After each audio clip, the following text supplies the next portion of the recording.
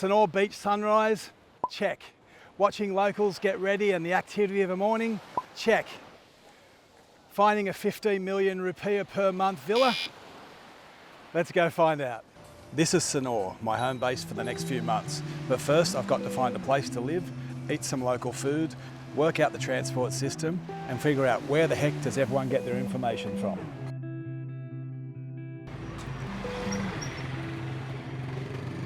It's probably a bit of a metaphor, but I think a lot of people get to see the show of Bali, but they miss the setup, they miss the rehearsal.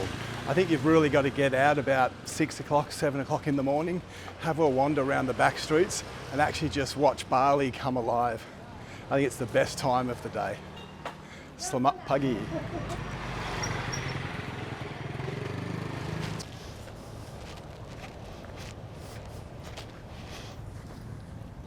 So you get down to the beach at 7 o'clock in the morning and this image is probably going to be a bit blown out, but wow. These are the mornings you wake up for. This is actually spectacular.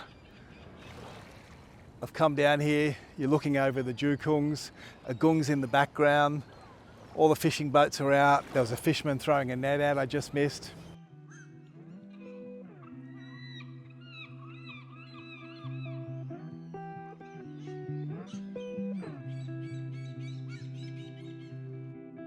Running low on the borderlines, and you tell me that you're doing fine. Morning color lights the hall. Is there a better way to start your morning in Bali? Come on down to the beach, 7 a.m. in the morning. I think it's about 34 degrees. There's a slight breeze. The water is crystal clear and flat. And we're having breakfast. Normally I'd have Nasi Goreng, but today I've got some corn fritters and some poached eggs. It started me thinking, what's the thing that when you first arrive to Bali hits you, like you know you're in Bali? For me, it's normally I have Nasi Goreng and you get that sambal hitting you in the morning. Getting off the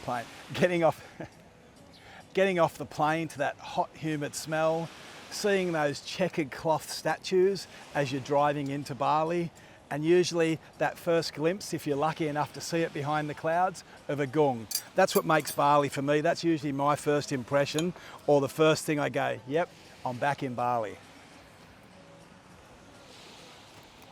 That's pretty good. This is just a corn fritter, poached eggs, but it's a really good start to the morning. I'm here at Seoul in the beach at Sanur, and it's a very good Warung / cafe restaurant that's on the waterfront. I'd highly recommend it. You get a really good meal here. Nice bit of sambal here as well. 7 a.m, sambal in the morning. Sweating butt, sitting in the sun. It's hot this morning. I thought I'd take this opportunity too. I wasn't going to do it, but I might as well throw it in here early. Where's my channel going? Previously I've been doing a lot of food, but I thought this time I'm going to show the journey of what it's like to have a longer holiday in Bali. So I'm going to show trying to find a villa today, getting a motorbike later, just general life. But then also I like my local food, so I'm still going to do a lot of local food. I also want to try and do, for people who don't want to go to warungs or night markets or eat off the street, show you where you can get local food, but of very good quality in restaurants and cafes. So you can still come to Bali and try your Indonesian food, but feel a little bit safer. I actually feel like it's safe eating on the streets, the warungs and the night markets. I think the food turns over enough, but I know a lot of people would prefer just to eat in a cafe. So we're going to go down that road as well and try that and show what you can get. It's going to cost you a little bit more, but we'll show you what the options are to try Indonesian food in Bali, in restaurants and in normal cafes. Another thing I want to try and do is show a lot of the hotels here. So I've tried to contact a lot of the bigger hotels rather than just showing a picture of the front. See if I can actually get in, do a lot of rooms, show their facilities, show all their restaurants. So keep watching and that'll keep coming a lot later. I was also throwing up the idea of just keeping this channel to day and starting a second one with those hotels and restaurants. But for now, I think I'll just keep it all in the one package, throw an episode out on a Sunday of life in Bali, and then midweek that, try and put in and then midweek, etc., try and put one in for restaurants or hotels and activities and that type of thing. We'll see how it goes. It'll probably evolve over time. But there's so much in Bali to show. I'm not sure how to do it, but we'll get there. I know a place where the sun shines every day.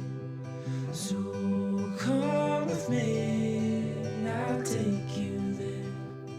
I'll take you there.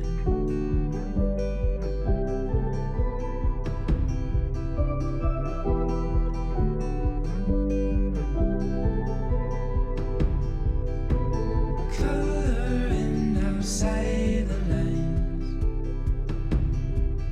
and you tell me you're just passing by.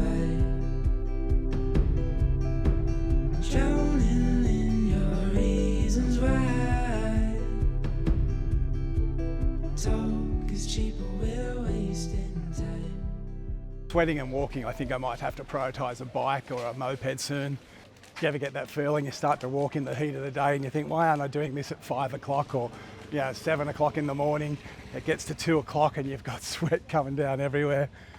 Yeah, I think a bike might be tomorrow's little journey. But today, let's go find that villa. I'm just passing Menweti here, which I previously did an episode on if you want to catch one about food. I've got an Australian motorcycle licence, I've got an international licence, I have a helmet here. So yeah, I think I best this week look for that motorbike. I think it'll make life a lot easier. I've also got the Grab and I've got the Gojek app, so I can use either of those as well. I'm finding that the Gojek one I seem to be using more of just for those short little trips, whether that be in a car or on a bike, and also for food deliveries. I find they're a lot quicker or a little bit cheaper, I'm not sure. Some people might use Grab, some people might use Gojek. I've got both the apps on my phone. I also have the Bluebird Taxi app, but these days I very rarely use that. I'm not sure if people still do use that one. I think Gojek and Grab are the big two ones. Let me know what you think. So it's hot, and today's job is basically I'm walking around as many back streets as I can, just looking for signposts, looking for electricity poles, anything that's got a for rent or for lease sign on it. Sometimes I know you can go on to websites and find good accommodation. And I am doing that. There is a few Facebook groups, agencies that I have been looking at, but you can also get a good deal just going direct with owners. You just got to be careful that you're paying the right person and that person does actually have the lease to the property. But today, yep, walking around the streets, sweating like a pig, sweating like a baby ghouling, just trying to find somewhere to live for that 6 months. I'm in Pungatan at the moment. It's a nice area on the beach side. Not a great deal here. There is a lot of expats that live here, but I'm not seeing a lot that's available, and the price is a lot higher than over on the west side of the bypass. So we'll keep looking around, we'll keep looking for some piles, some signs. As I am walking down, I have just found Matah Rotary. It's a bakery. And that's where we're going to get our bread delivered from. We have it delivered on a Monday morning. I'm not going to go in there today, it's very busy. Come in, thank you. Please. So as you can see at Matah Roti, they do fresh bread, muffins, and some of the best pastries on the island. So these are the small lanes, or gangs as they're called, and often you'll find out the front of these signs that'll actually say that there's a villa or a small house for rent.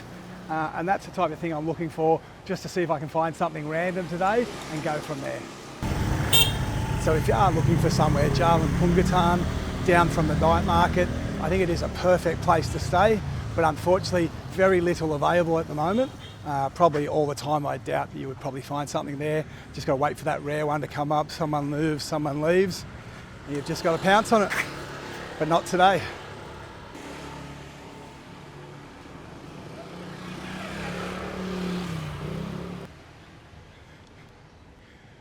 As you come out of Jalan Pungatan, you turn left, and that's pretty much where everyone knows the night market is. But during the morning, at the back of the night market in the bigger building, there is actually a fresh produce market. So I thought, while I'm walking past, I might just have a look at that, see what's in there. Depending on where we get our house, I think we should be able to still get back to here, ride over or walk over and do our fruit and vegetable shopping. So I'm probably a bit late to the party this morning. I would expect that this market, it gets really busy, probably 5 a.m, 6 a.m, and this is the stragglers coming through now. Probably a few tourists, a few food groups. But yeah, there's actually a lot here. A lot of fruit, a lot of vegetables. A lot of the same, but at least you've got choice. You can go around and have a look at what's here and grab your fruit and vegetables. There is a wet stand with meats, and you've also got a lot of eggs as well. On the street outside the market, you'll also find some smaller stalls that are easy to get to.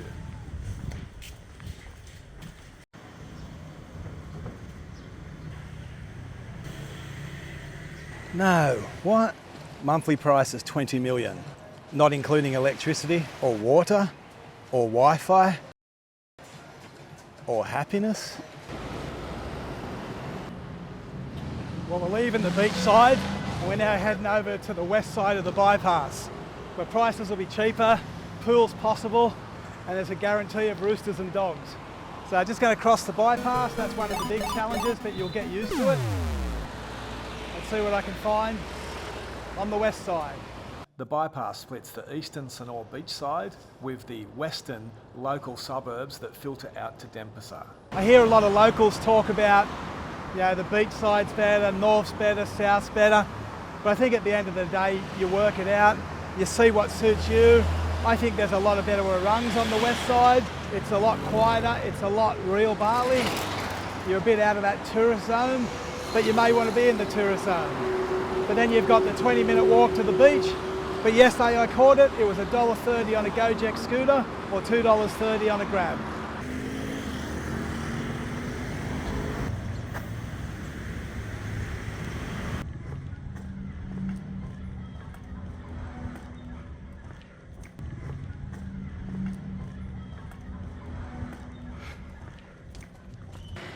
So a lot more villas on this side, the west side. I've had a look at a couple. Oops. The hole in the ground. Hole in the ground. Maybe I should start talking about Genki insurance again. I know I did confuse a few people last week with my maths on what I saved getting from Phuket to Perth back to Bali, but that worked for me. And as I said to a lot of people, check with your own insurer what your insurer covers, because if you're coming straight from Australia, your credit card may cover it, but Genki, for me, is a good insurer.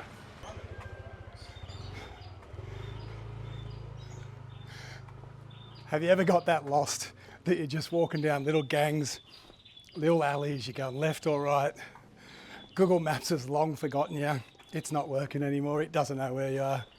So you just keep going left or right, and you'll eventually find somewhere. But then you start seeing warungs that you've never seen before, parks, temples, you name it.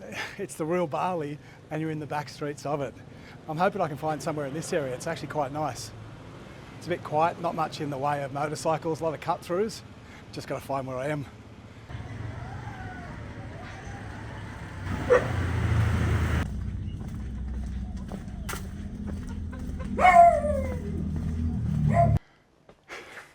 I'm over the heat, I'm over walking, I'm over looking for villas.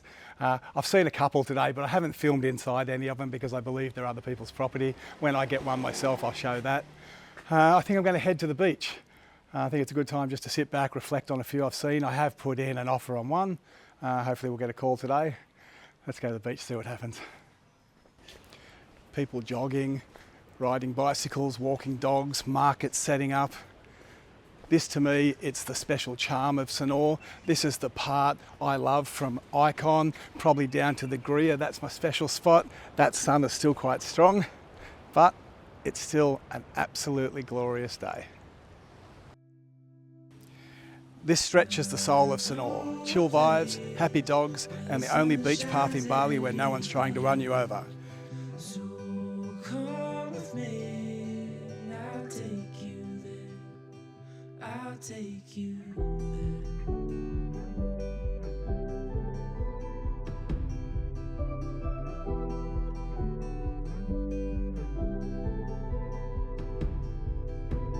Coloring outside the lines, and you tell me you're just passing by. One of the best things I like about the Air LOE SIM, in Bali it hooks up to the Telkomsel network, the best network on the island, and I don't have to worry about when I'm looking for a villa, walking around, I can get that Gojek, I can get that Grab, I don't have to worry about getting a signal. It's nice, it's simple, and as I said in the last episode, as soon as I landed, it automatically started for me. It's a very simple process. Well, while I've been sitting here, I got the call. I think we might have found the villa, we might have found the one. I'm going to sleep on it for 24 hours. You know, it's a bit of a heart thing. I've seen something, I like it, but I might just have a bit of a sit back and go, is it really the one? You know, you only get one chance. That's what we're going to do for the next 6 months on our tourist visa. So I'll have a sleep on it tonight. But I think we've found the villa that we're going to be in for the next 6 months. Who knows?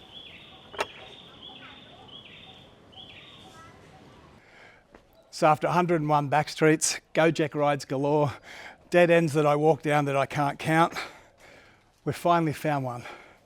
This little beauty's ours for the next 6 months on our tourist visa. I can't wait to show you that next week.